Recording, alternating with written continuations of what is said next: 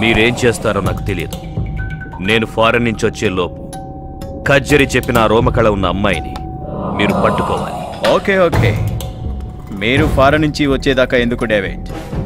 ఫారెన్లో ఉండగానే మీకు గుడ్ న్యూస్ అందుతుంది. Very good.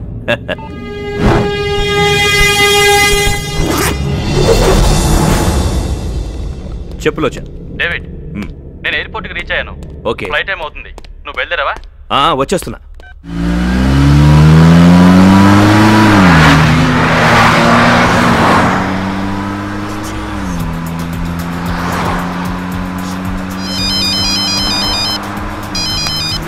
Hi dad.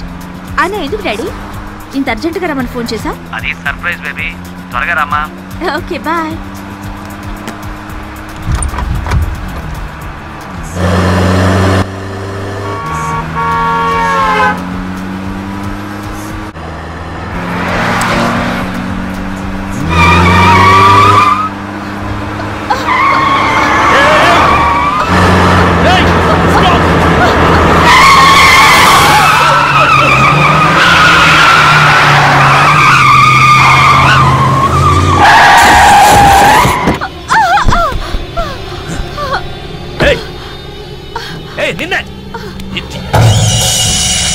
కళ్ళుండే నడుపుతున్నావా? చూసుకోక్కర్లేదా? రోడ్డు ఏమన్నా మీ బాబుగాడు సొమ్మనుకుంటున్నావా? ఏ డేవిడ్, ఎక్కడ?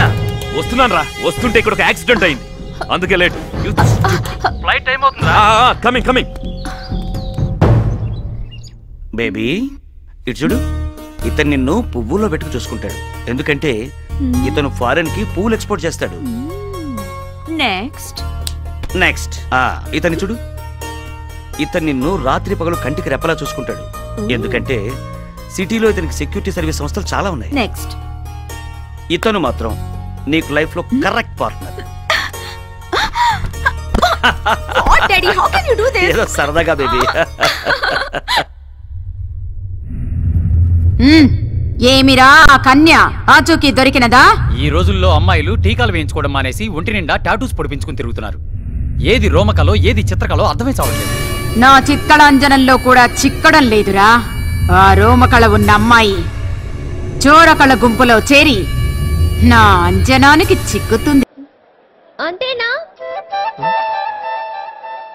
ఇంకేం కావాలి? వీలైతే 4 మాటలు, కుదిరితే కప్ కాఫీ.